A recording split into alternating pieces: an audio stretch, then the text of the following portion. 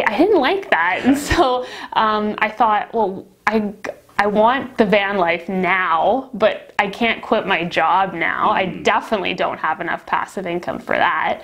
So yeah, I might be doing like a little mini financial dependence life where I take a little break and then come back. And what is up, you guys? Matt McKeever here with Angie again. And so we thought we'd sit down. I know there was a few comments in the comment section kind of asking, you know, why Angie bought 3 properties in 5 months. Angie's working full-time currently, right? Yeah. So what's up with that? Why are you acquiring real estate? What's the long-term plan with real estate? Well, I sat down and looked at, you know, what I want out of life. And what I want out of life is to be able to travel, see the world. That's my why. You know, you talk about that on your channel all the time. And so, yeah, seeing the world is my why.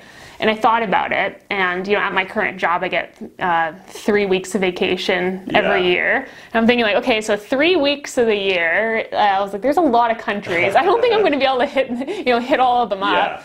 And you know, when you get older and stuff, you know, plans can change and whatever. So yeah. And so, was this always your perspective, or at what point in time did you find yourself at that inflection point? Like, did you know this going through college or university, or? Not really. Like, I always loved traveling, but I just never thought that I wouldn't be able to work, like, or, you know, have a 9-to-5 job. Like, that would just be my life the whole time, so. And so what was the catalyst to kind of broadening your horizons, to broadening your perspective on what's possible?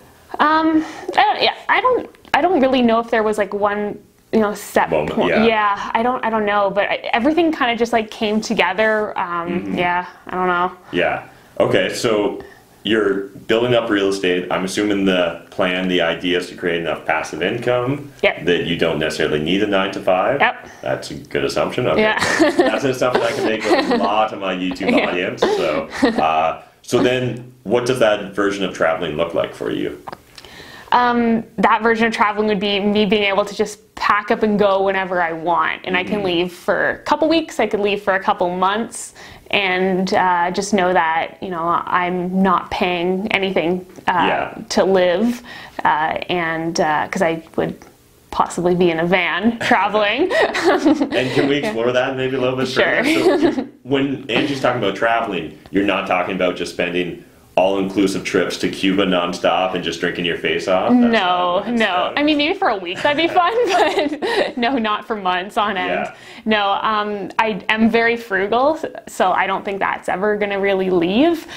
So yeah, that would be incorporated into my travel too, and converting a van or buying a van and living in it and just being able to travel North America and that. Yeah, I think that's really cool and something that's definitely becoming more and more common. Oh yeah. Actually, literally as we're filming this right now, my best friend Adam Steeper is currently traveling in his van that he's currently converting, and they're kind of just doing a little test run, him and his girlfriend Jacqueline. And you guys don't post enough on social media, but I at least saw a couple. Looks like it's pretty cool. So what originally made you think about the idea of converting a van or like traveling in a van? I just think it's a really cost-effective way to see a lot of the countries. Yeah. And you kind of get off the beaten path the average tourist just experiences, right? It's not a vacation on rails. It's kind of a choose your own adventure that way. Yeah, and I think there's some people that are like comfortable with only seeing like a couple places in the world. Like, oh, you got to, in the States, you got to go to New York and you got to go to California and Florida, and that's really it. And like for me, I'm like, all right, you know, like Kansas would be interesting to see, and like Georgia, and like all these random places. Like I need to see everything. So you know, I could just think, you know, the cost to like fly to all these places or like rent a car, and so it just doesn't make any sense. So yeah.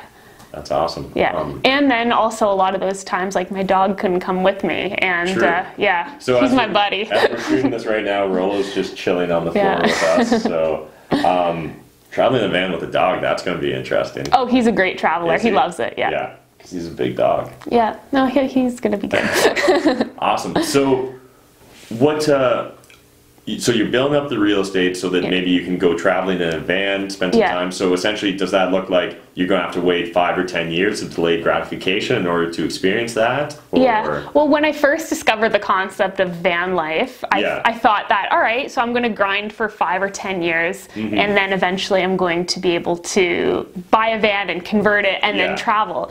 But then I thought to myself, like, okay, so I'm grinding for 5 or 10 years during my 20s, which are, you know, supposed to be some of the more fun times.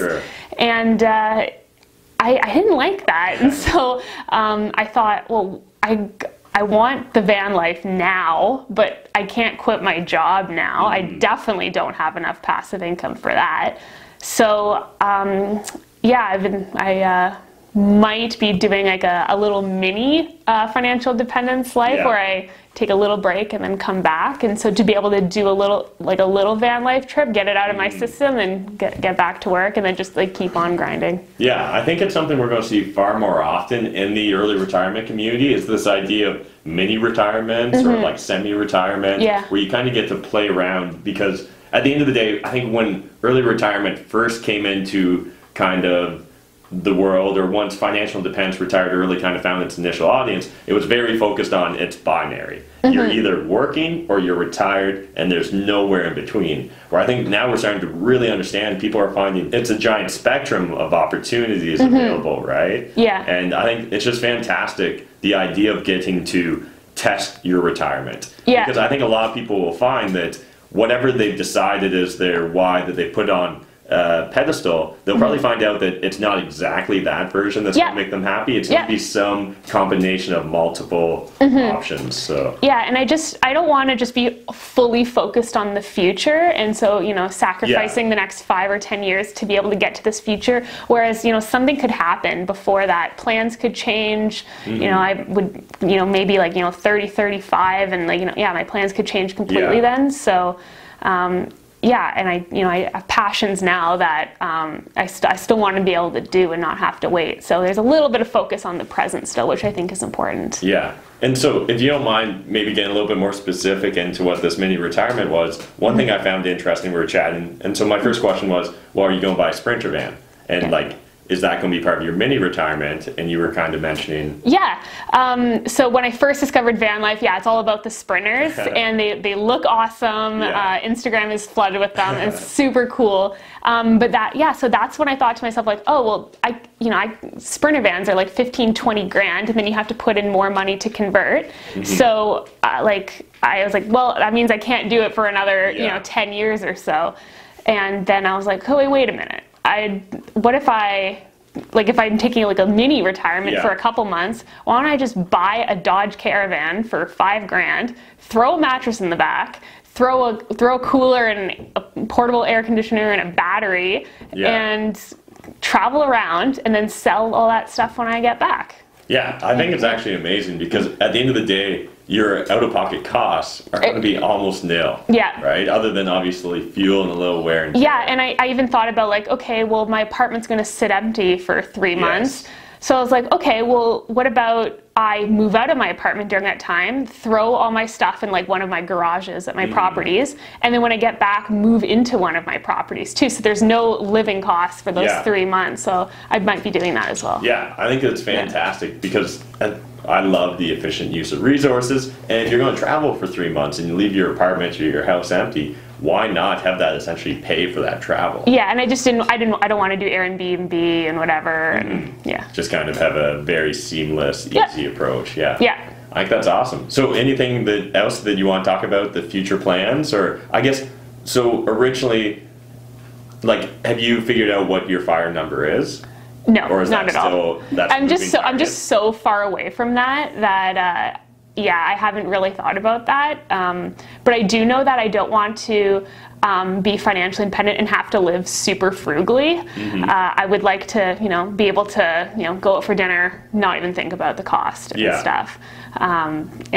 Just be able to, not really have to think about things. I completely understand that perspective. Like, you can be financially independent and retire, and then then have to be frugal. Like, what if like a huge expense comes up, or like what if your plans change and like all of a sudden, you know, now you want a whole bunch of stuff, and like you're not going to want to go back to work. So yeah, I definitely understand that, because I think, again, when I look at early retirement, the financial independence community, I do really view it as a spectrum. And on kind of that extreme early retirement version where you're embracing extreme frugality, I do kind of see the time commitment of frugality as being a little bit of like a kind of a mini job or a mini obligation. Like coupon hunting and all that stuff. Like if you have to extreme coupon. Yeah, and I mean that stuff is cool, but like, you know, you don't want to have to enjoy it. Yeah, and like I love, you know, finding the deals and being frugal as well, but like I just don't want to, you know, have to do that forever. Have it be a requirement. Yeah, exactly. Yeah, I 100% agree. Yeah. Awesome. So if you guys enjoyed this video with Angie, if you'd like to see me sit down with more people that are thinking about early retirement, or maybe semi-retirement or mini retirement,